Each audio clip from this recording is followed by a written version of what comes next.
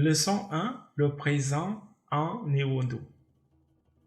Alors, comme vous pouvez l'imaginer, néerlandais, comme toutes les autres langues, a besoin pour s'exprimer, n'est-ce pas, des temps que vous connaissez déjà dans les autres langues. Sauf que ici, la forme de la conjugaison de façon générale prend une tournure assez différente. Donc, on va voir ça en détail durant toute cette série de cours, tant pour moi.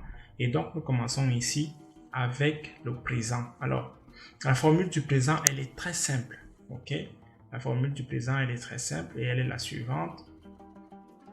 Le pronom personnel plus l'infinitif. Alors, j'adopte l'expression pronom personnel juste pour que vous compreniez, d'accord?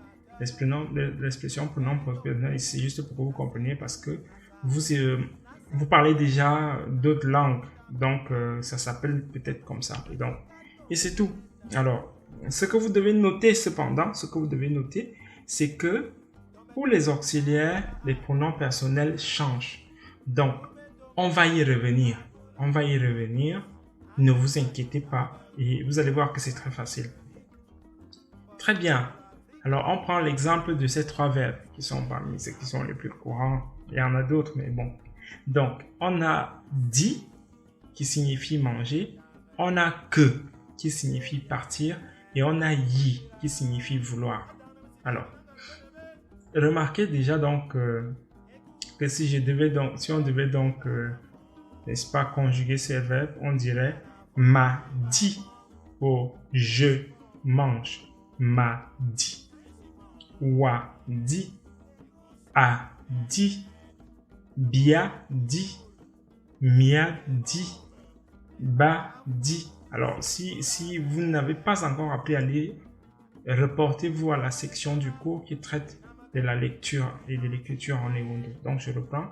M'a dit, wa dit, a dit, bia dit, mia dit, ba dit. Qu'est-ce qu'on remarque?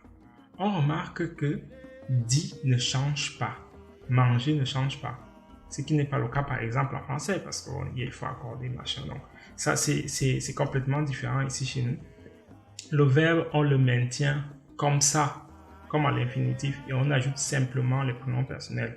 Sans vouloir être long, on déduit que ma c'est je, wa c'est tu, a c'est il, bia c'est nous, mia c'est vous, et ba c'est eux. Ok? Ou alors il. Comme ça, il bon.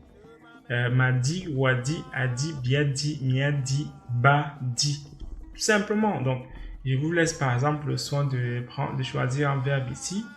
Par exemple, que ou y par vous-même et de voir. Mais je vous fais la lecture pour qu'on puisse aller tous ensemble. Donc, que, ma, que, je pars, wa, que, a, que, bia, que, mia, que, ba, que. Ok? Aussi simple que ça. Yi, ma, yi, wa, yi, a, yi, bia, yi, mia, yi, ba, yi. Tranquille, c'est tout. C'est aussi simple que ça, la conjugaison en néerlandais. Donc ça, c'est pour le présent. Le présent, je répète, a une formule très simple qui est pronom personnel plus infinitif. Et c'est OK.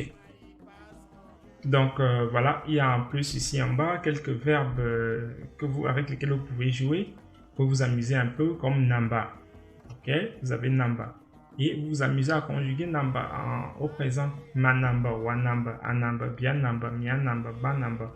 Vous faites pareil avec les autres verbes. Ok.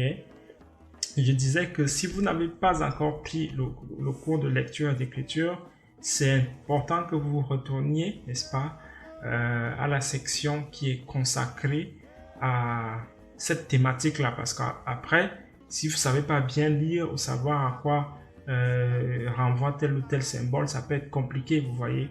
Par exemple, pour les exercices. Donc, faites-le, retournez à la section de cours qui traite de la lecture et de l'écriture. Vous allez voir que tout ira pour le mieux. Donc, voilà. C'est tout pour la leçon numéro 1, n'est-ce pas, le présent en Ubuntu. On a fini avec. On attaque la suite.